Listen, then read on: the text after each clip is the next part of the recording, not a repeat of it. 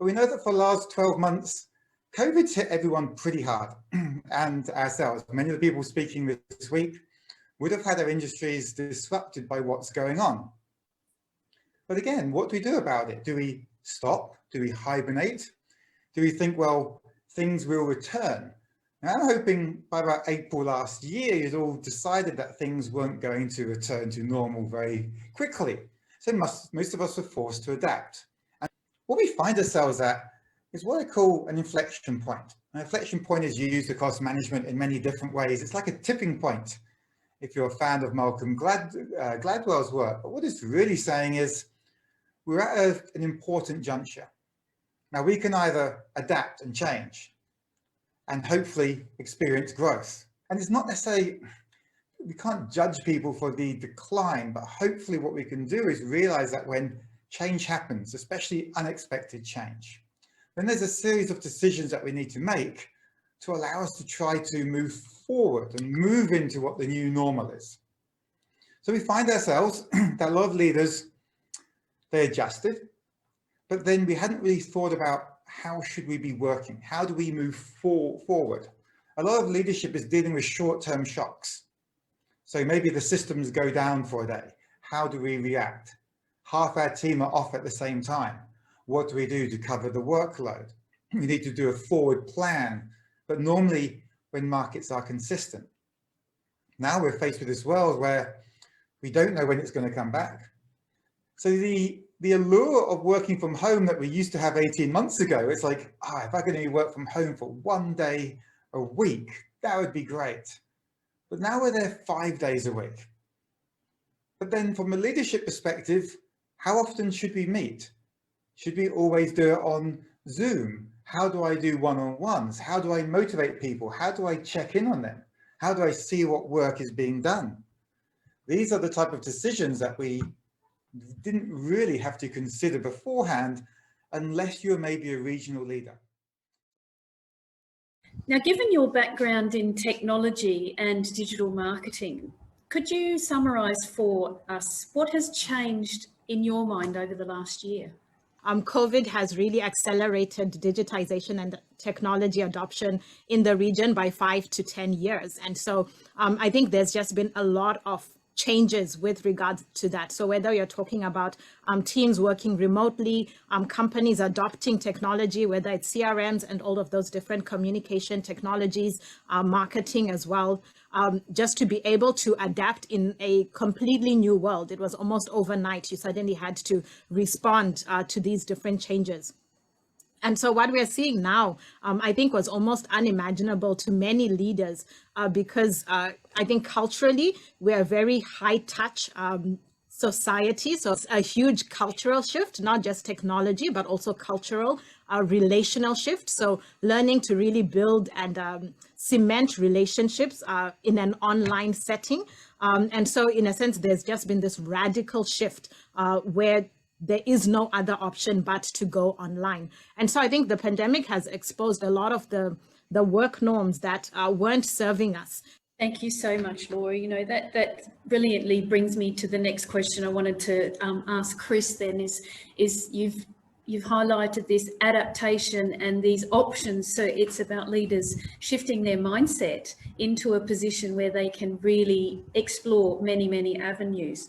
So Chris, I understand that your interest and focus in your area of practice emphasises the importance of mindset. Could you share with us why developing a strong growth mindset is vital, and what particular mindset related challenges are you seeing in leaders during this pandemic time?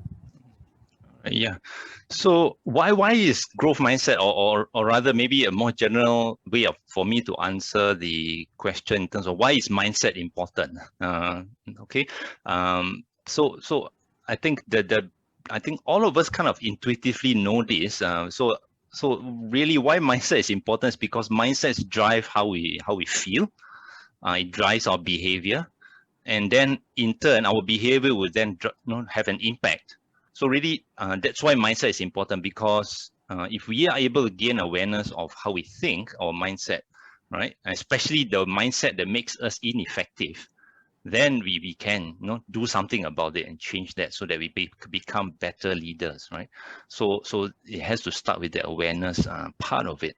So thank you so much for that, Chris. And you know, that really taps into that firefighting. And I think there's been a lot of leaders tapping into what you said, Laura, and then leading into what you said as well, Chris. It's this, so many people are frightened of change. And so being thrust into this completely unknown world that we have been faced for the last 12 months and things changing daily, when we start to firefight rather than take charge a lot of the time, and a lot of leaders have done that. So they're just surviving, they're just keeping their heads above water, they're not thriving. So that brings me beautifully to Lara then. So Lara, your coaching practice focuses on lawyers, leaders and founders.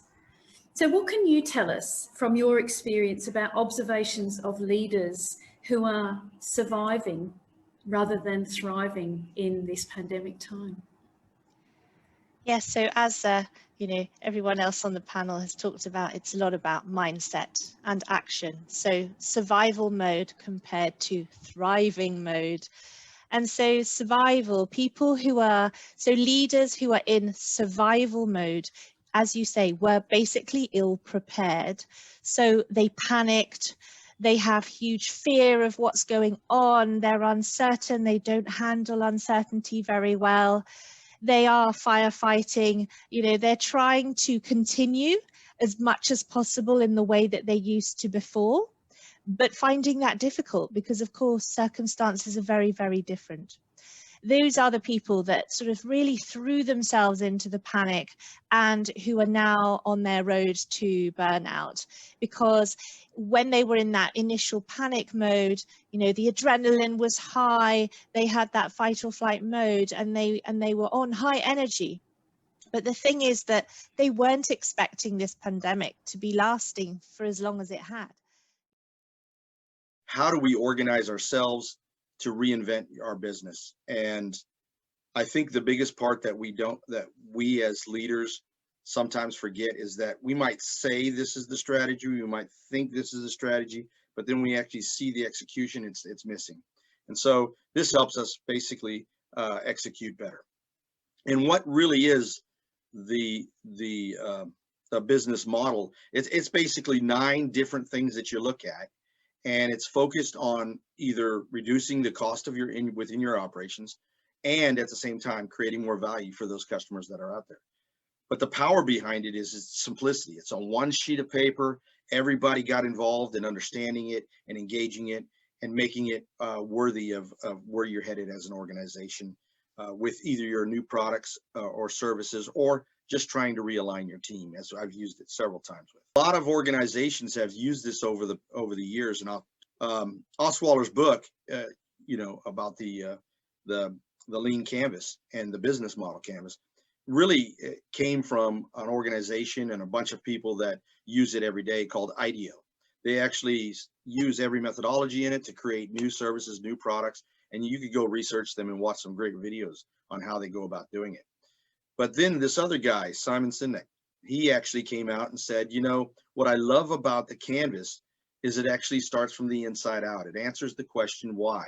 And in his book, Start With Why, he actually went to several different companies, as well as a lot of the military, the Marine Corps, Special Forces, to learn what drives operations, what drives outcomes, what drives quality products and services.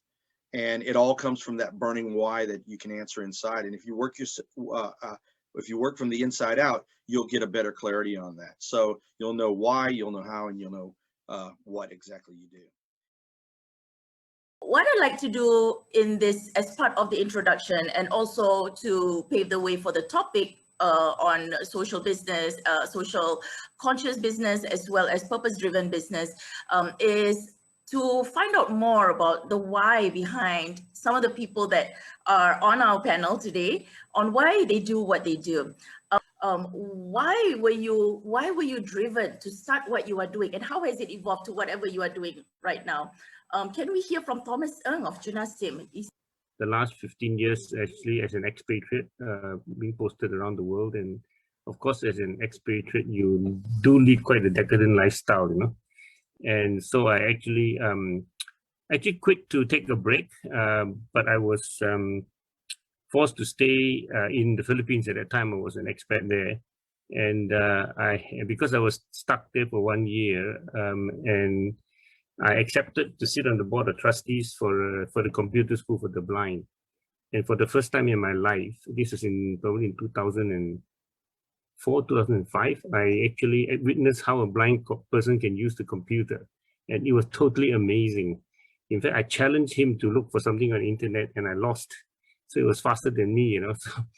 So then I thought I would go and try to put these people into employment, because this organization had trained 500 blind people to use a computer, but hardly 1 or 2 of them were employed. So I tried for 2.5 years and I couldn't make it. Because I mean, sometimes when we don't give people a chance, right? They have a chance to show, like, you know, you can do work despite whatever your people say you cannot do. Like, you cannot see, you have no sight, but doesn't mean that you cannot do what other people can do as well, right? It's how about you, Christine? What about your story, and how do you get to where you are doing right now?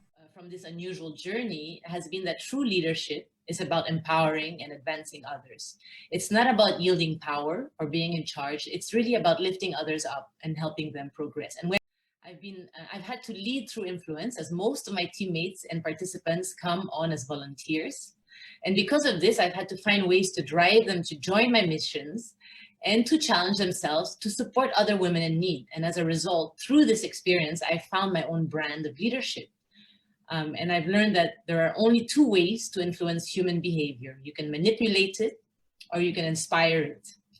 And I've also come to realize that good leaders inspire their team, their tribe, their pack, whatever you want to call it, to be part of something bigger than themselves and something more meaningful and ultimately more fulfilling. Put simply, leadership helps people grow closer to who they are meant to be. And our ability as leaders is not measured by how much we have achieved in life, but by how well we advance the lives of others along the way. And perhaps the most important lesson or key message I would like people to take out of our conversation today is that human empathy and kindness are urgently needed today more than ever, especially now during the pandemic, as if we want to build a more sustainable and equitable world. In truth, the world is clamoring for more purpose-driven leadership and more socially conscious businesses focused on empowering and advancing others. Thank you.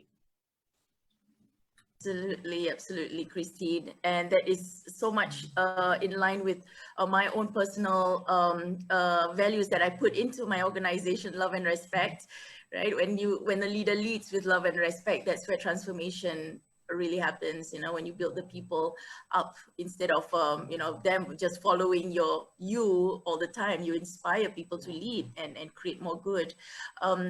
This is where I would like Thomas to also share. So how did you get to where it is that you are doing right now? Mine is a little bit more boring, that I did not really plan to do where I have. I am a victim of unplanned consequences. I left school at a very early age and started working. And one day in my work, I realized there were a lot of some unfair practices. And one of the things that got me very upset was somebody lost his job and was sacked, and my union leader didn't fight for him. So I thought, this is terrible. It's better that I represent him than he represent me. So I got myself involved in the union movement. And then one of the things that struck me most was that leadership is that there are some of those managers, very decent guys, who will do the right thing because it's the right thing to be done, even if it's. The others will do anything for the purpose of getting a promotion, including destroying lives. So we try to get it up. And also I found that the guys who will try to get promoted at all costs, does not necessarily become happy when they get the position. Okay, and that's something. So I try to talk very strongly about social responsibility. So I remember my first early collective agreements with my employers. I have clauses there. All change must be made in a socially responsible manner. That was in the 80s.